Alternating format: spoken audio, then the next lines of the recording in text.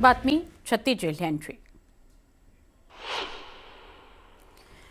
अहिल्यानगरच्या राहतामध्ये किरकोळ कारणावरून 2 गटात हाणामारी झाली। गाडीला कटका मारला। या कारणावरून महिलेला शिवीगाळ करत मारहाण करण्यात आली।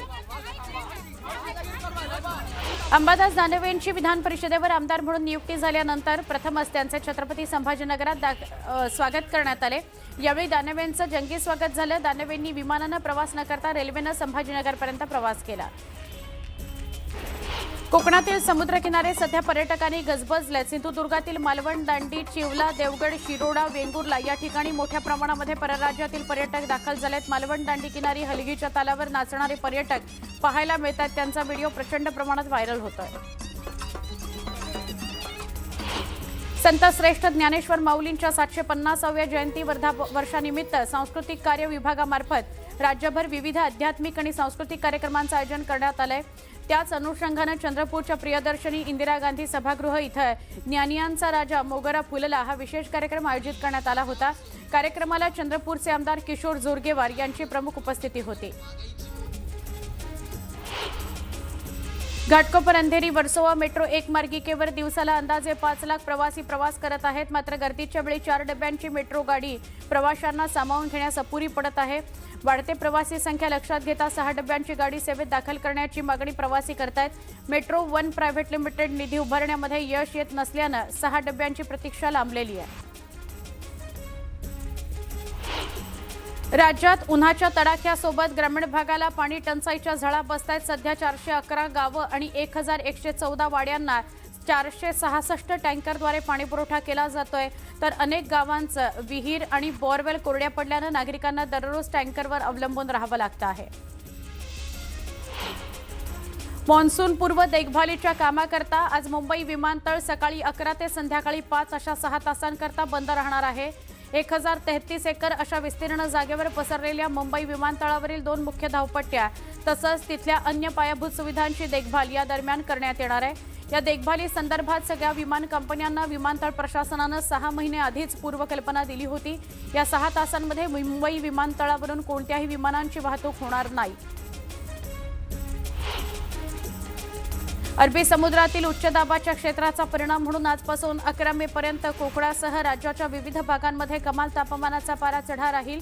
मुंबईत कमाल तापमान 36 अंश सेल्सिअसवर जाण्याची शक्यता आहे। विदर्भासह मराठवाड्यामध्ये पारा 40च्या पार नोंदवण्यात आलाय। 9 ते 11 मे दरम्यान गोवा आणि दक्षिण तसंच कोकण किनारी भागामध्ये मुंबईसह तापमान 35 ते 37 अंश सेल्सिअसवर जाईल। तर नवी मुंबई, ठाणे आणि पालघरमध्ये तापमान 37 ते 39 अंशांपर्यंत पोहोचू शकतं। धाराशिव जिल्ह्यातील कळंब इथं दत्त देवस्थानच्या तब्बल 100 एकर जमिनीच्या 300 कोटी रुपयांच्या कथित घोटाळ्यानं खळबळ उडालेली आहे। संभाजीनगर खंडपीठाचे मनाई आदेश असताना सुद्धा बेकायदेशीर खरेदी विक्री व्यवहार झाल्याचा आरोप करण्यात आलाय। या प्रकरणी तक्रार करण्यात आली असून दोन्ही मंत्र्यांनी चौकशीचे आदेश दिले आहेत। मावळ तालुक्यामध्ये कृषी विभाग आणि पाणी फाउंडेशन यांच्या एकत्रित येण्याने महादशपर्णी अर्क सोहळा उत्साहात पार पडला। चिलाटणे, जांभूळ, नानोली, तर्फे, चाकण आणि या गावातील महिला शेतकरी गटांनी एकत्र येत तब्बल 800 लिटर दशपर्णी अर्क तयार केला। विषमुक्त शेती आणि गटशेतीला चालना देण्याकरता हा उपक्रम महत्त्वाचा ठरतो आहे। राज्यातील सगळ्यात मोठी सभासद संख्या असलेल्या यशवंतराव मोहिते कृष्णा सहकारी साखर कारखान्याच्या निवडणुकीची तयारी अंतिम टप्प्यामध्ये पोहोचली आहे। सभासद याद्या फायनल झाल्या असून काही दिवसांमध्ये निवडणूक जाहीर होणार असल्याची माहिती आहे।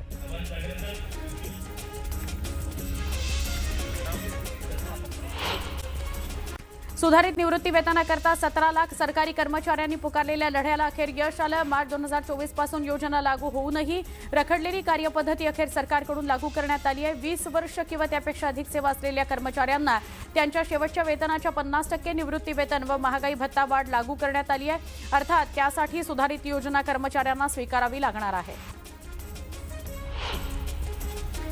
पंढरपूर तिरुपती ही साप्ताहिक रेल्वे आता 16 मे पासून नियमित धावणार आहे। या गाडीमुळे विठू माऊलींची पंढरी ते भगवान व्यंकटेश्वराच्या तिरुपती नगरीशी जोडली जाणार आहे।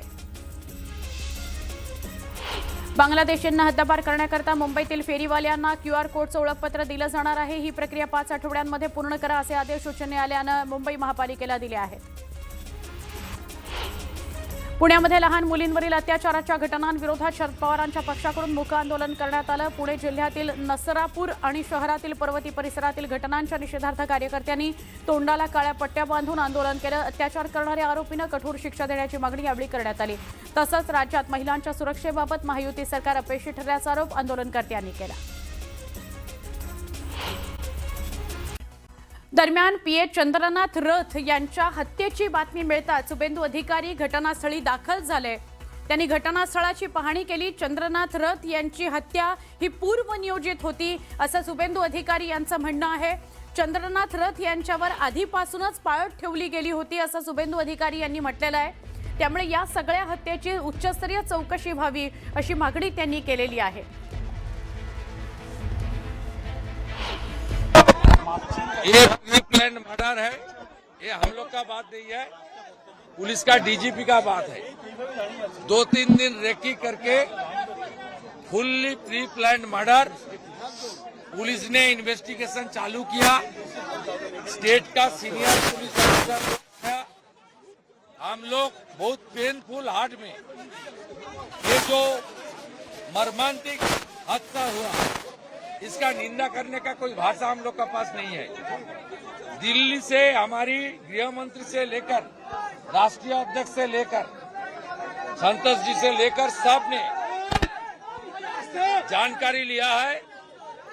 केंद्रीय मंत्री डॉक्टर सुकांत मजूमदार उन्होंने 4 घंटे तक पूरा जो इंसिडेंट हुआ फैमिली का साथ पुलिस का साथ बात किया है। पार्टी की ओर से ऑनरेबल एमपी पार्टी का जीएस ज्योतिर्मय सिंह महातो जी और कम से कम 20 चुने हुए विधायक। शुभेंदू अधिकारी जेव्हा घटनास्थळी आले तेव्हा त्यांनी दिलेली ही प्रतिक्रिया, पण ही हत्या नेमकी कशी झाली हे प्रत्यक्षदर्शींनी सुद्धा सांगितलं, तेही आपण आता बघूयात।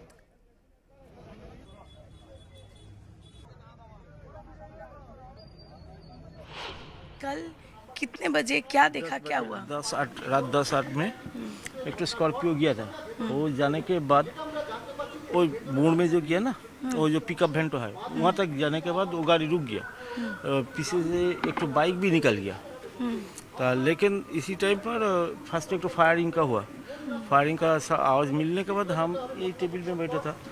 हम यहाँ से उठ के खड़ा होने तक तुरंत और भी 3 हुआ, मतलब टोटल 4 का हुआ। 4 राउंड फायरिंग हुआ। इसका बाद देख रहा है कि वो जो स्कॉर्पियो था वो स्कॉर्पियो उधर से आके एक गोली है प्यारा बागान का, एक गोली के अंदर बैक करके निकल गया। और वो जो शीशा पड़ा हुआ वो शीशा वही गाड़ी से निकाला।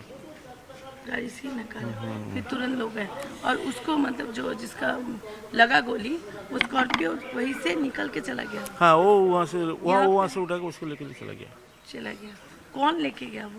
वो जो ड्राइवर था, ड्राइवर था वही लेके गया। ऐसा घटना कभी मतलब इधर? हम देखिए मैडम, हम तो गार्ड का ड्यूटी करते, जब एजेंसी जो हम लोग को जहाँ पर भेजते वहाँ पर हम यहाँ पर नवंबर महीने से है। हाँ 1 नवंबर से है स्टिल नाउ, लेकिन अभी तक ये सब कुछ देखा नहीं है। अच्छा, इस गाड़ी में हमलावर आए थे, वो कितने लोग थे कुछ पता है? नहीं। तो ये गाड़ी जिसमें हमला हुआ हाँ? वो गाड़ी सुबह निकलता था और शाम को आप लौट के आते। ठीक है, रोज? लेकिन हाँ, रोज हर दिन। तो उसमें जो हमला हुआ जिसके ऊपर वो शुभेंदु का पीए है। हम लोग का मालूम नहीं था। अच्छा, आप लोग जानते ही नहीं थे? हाँ, नहीं जानते। उनको हम लोग बाजार करने में दिखा है। दुकान में देखे सामान लेते हुए उनको, लेकिन ये नहीं जानते उनका पीए है। अच्छा, तो ये जो गाड़ी थी आप कह रही हैं इसमें हमला करने वाले लोग आए थे? हाँ। और मोटरसाइकिल पे भी कुछ लोग आए थे? 2 जन थे मोटरसाइकिल, 2 तो 2 लोग मोटरसाइकिल पे आए थे मोटरसाइकिल से ही शूट किया है। और ये गाड़ी रोकने के लिए, ये गाड़ी ये लोग पैदल जिनको शूट आउट किया है उस गाड़ी को रोकने के लिए उस तरफ से। अच्छा, तो ये जो गाड़ी है देखिए, ये क्राइम सीन का ये गाड़ी भी हिस्सा है और इसलिए इस गाड़ी को भी यहाँ पर जो है एविडेंस के रूप में यहाँ पर पुलिस ने संरक्षित रखा है, इसको सुरक्षित रखा है। लेकिन जो कुछ भी अभी यहाँ पर हो रहा है उसके बारे में कोई जानकारी जो लोकल पुलिस के लोग हैं वो नहीं दे पा रहे हैं।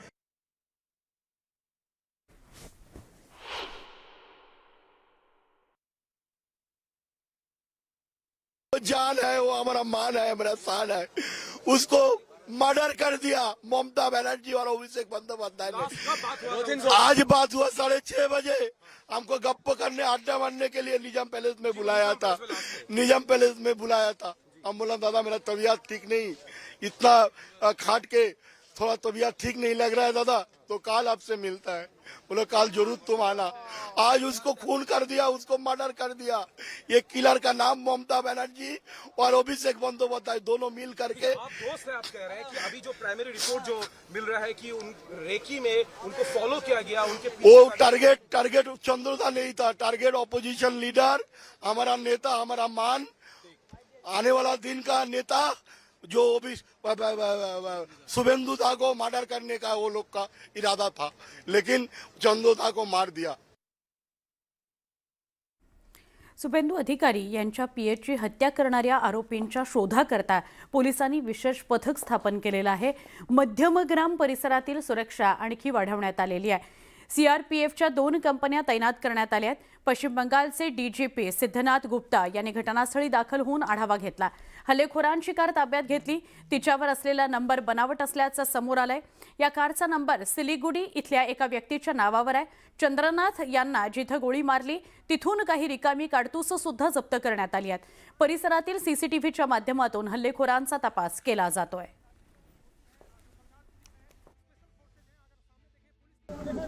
हम लोगों ने केस का इन्वेस्टिगेशन स्टार्ट किया हुआ है।